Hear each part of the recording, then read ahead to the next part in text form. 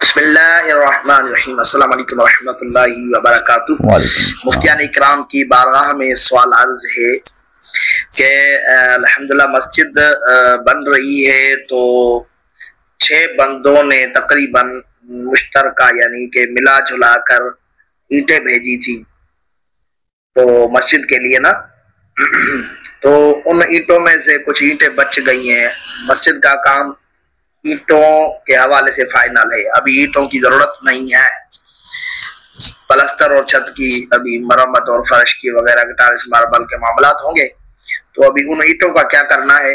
اینٹوں کے پیسے تو ہم نے نہیں دیے تھے، فی سبیل اللہ ملی تھی، تو مجھے پتا ہے کہ کن کنوں نے وہ اینٹیں ہمیں دی تھی، تو ابھی ان سے اجازت لینی ہوگی، ان کو بتانا ہوگا، یا اپنی طرف سے اس کو بیچ کر مسجد میں ہم پیسہ لگا سکتے ہیں۔ رہنمائی فرمائیں۔ السلام علیکم ورحمۃ اللہ وبرکاتہ۔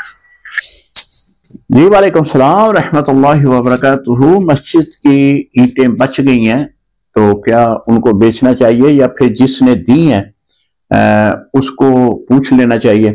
دیکھیں، جب بھی کوئی مسجد کو دیتا ہے تو اس کو مسجد کا مالک بنا دیتا ہے۔ اب انتظامیہ کو حق حاصل ہے کہ اگر وہ کسی کے بھی استعمال میں نہیں ہے تو پھر یعنی مسجد کی کسی جگہ پہ بھی وہ استعمال نہیں ہو رہی تو اس کو فروخت کر دیں۔ مسجد کے جو دیگر کام ہیں ان پہ وہ اس کی رقم صرف کر دیں، بالکل شرعاً اس میں کوئی موانعت نہیں ہے۔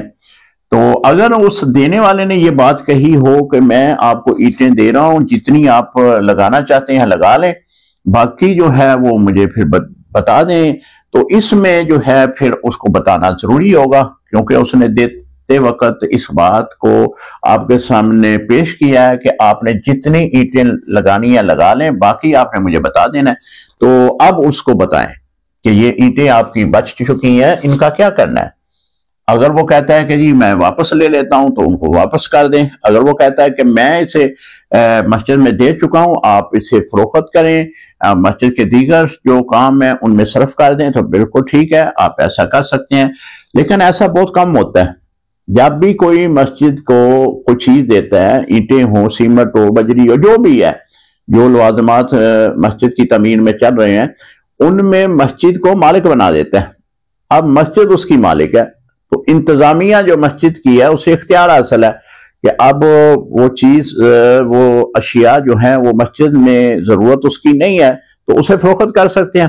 فروخت کرنے کے بعد جو دیگر اس کے امور ہیں، دیگر کام ہیں، ان میں وہ صرف کر سکتی ہے۔ مثال کے طور پر پنکھے لگانے ہیں، الیکٹریشین کا کام ہے، تو اس کی رقم اس کے اوپر آپ خرچ کر سکتے ہیں۔ السلام علیکم ورحمۃ اللہ وبرکاتہ۔